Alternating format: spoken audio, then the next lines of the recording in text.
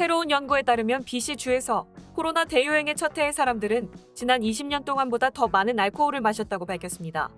빅토리아 대학교 캐나다 약물사용연구 연구소의 BC 알코올 판매 데이터에 대한 최신 분석은 2020년 4월 1일부터 2021년 3월 31일 사이의 데이터를 살펴보았습니다. 연구원들은 평균적으로 사람들이 5% 맥주 547캔 또는 12% 와인 104병을 소비한다는 것을 발견했습니다.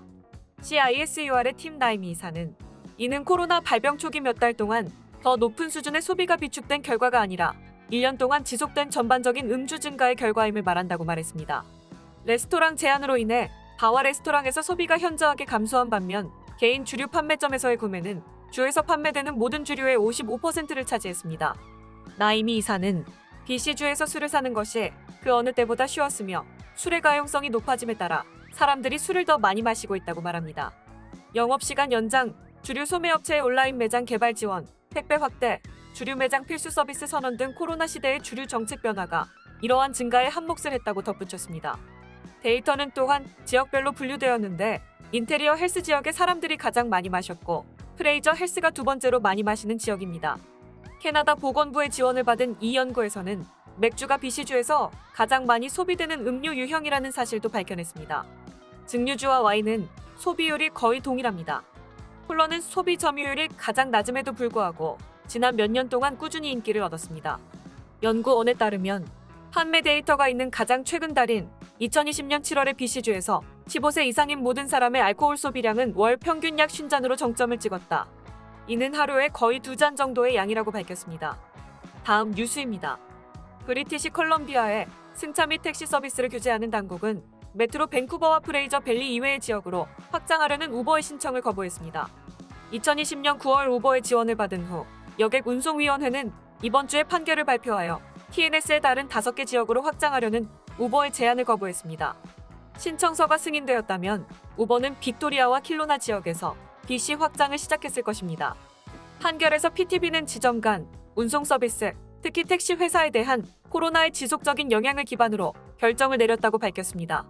전반적인 승객 수요가 감소한 현 시점에서 더 많은 지역에 차량 공유 서비스를 도입하면 택시 회사가 코로나에서 회복하는 능력을 더욱 저해할 수 있다고 결론지었습니다. PTB는 우버의 신청이 정상적인 경제 시기에는 승인되었을 것이라고 제안합니다. 이사회는 TNS 도입 전후에 비즈니스의 택시 점유율이 감소하거나 증가할 것이라는 점을 인정했기 때문이라고 밝혔습니다. 우버와 리프트의 존재는 로어 메인랜드의 택시 산업 회복을 지연시켰다고 밝혔습니다.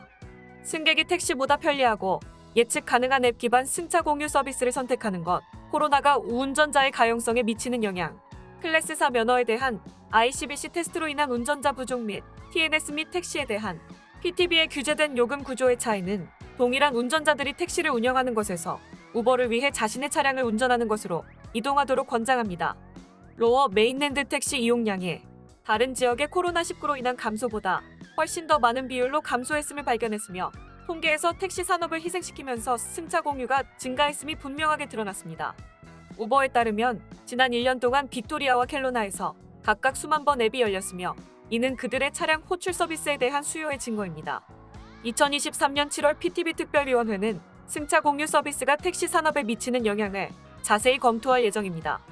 다음 뉴스입니다. BC주의 마지막 하나 남은 스위스 찰렛 레스토랑이 이번 달 문을 닫는다는 안타까운 소식입니다. 스위스 찰렛은 로티세리 및 그릴 음식을 먹을 수 있는 패밀리 레스토랑으로 립, 치킨, 구운 감자 등 전통적인 서양 음식 등을 제공하는데요. 1954년 토론토에서 처음으로 문을 열었으며 캐나다 전역에 200개가 넘는 지점을 보유하고 있습니다.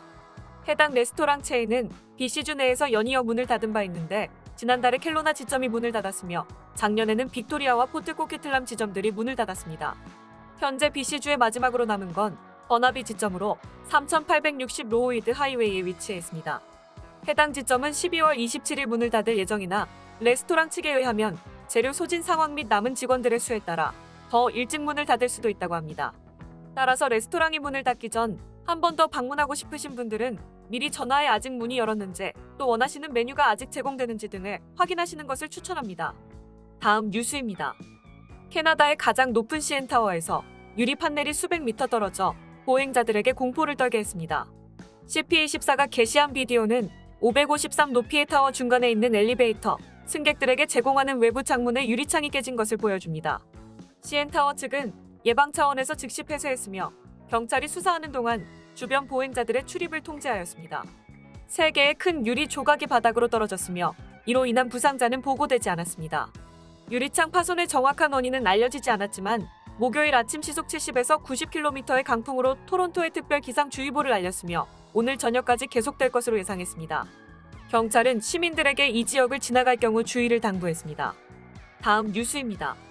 팬데믹으로 인해 경제가 심각한 타격을 입은 가운데 모든 산업이 락다운으로부터 회복하기 위해 계속해서 고군분투하고 있는 동안 온타리오주 정부가 그들을 돕기 위해 주류에 대한 새로운 조치들을 발표했습니다. 주류 판매에 관한 새로운 규칙에는 술집과 레스토랑이 LCBO에 지불하는 도매 가격에 대폭적인 인하를 포함하고 있는데 이 어려운 시기에 술집과 레스토랑에게 약 20%의 절감 효과를 보일 것으로 예상됩니다. 또한 불과 몇 달 만에 다시 인상될 예정이었던 맥주 세율도 동결하기로 결정되었습니다. 이 두 가지 변화는 픽업 또는 배달로 술을 구매하는 고객들에게도 약간의 비용 절감 효과를 줄 것으로 기대되는데요. 또 다른 큰 변화는 허가된 식료품점들이 이제 맥주와 와인 픽업 서비스를 제공할 수 있게 되어 고객들에게 더 많은 선택권을 줄 수 있게 되었다는 점입니다. 또한 이전에 제한적이었던 주류 선택을 교차 홍보할 수 있는 더 많은 유연성을 부여받을 예정입니다. 정부는 지난해 팬데믹으로 한시적으로 연장됐던 주류 판매업소의 영업허가 및 갱신 절차를 줄이고 오전 7시부터 오후 11시까지 영업할 수 있게 되었습니다. 다음 뉴스입니다. GTA의 콘도 가격이 2022년에 치솟을 것으로 예상됩니다.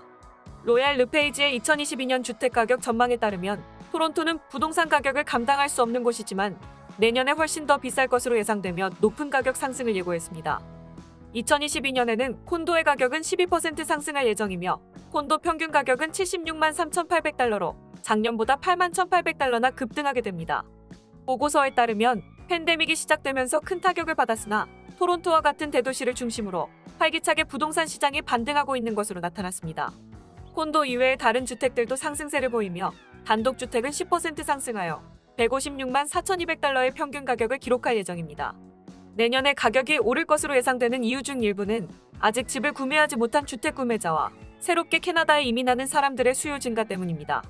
따라서 공급이 부족하면 비용이 오를 수밖에 없는 것입니다. 리맥스의 최근 보고서에 따르면 온타리오에서 집을 살 수 있는 가장 싼 지역은 썬더베이와 수 세인트 마리로 예상했습니다.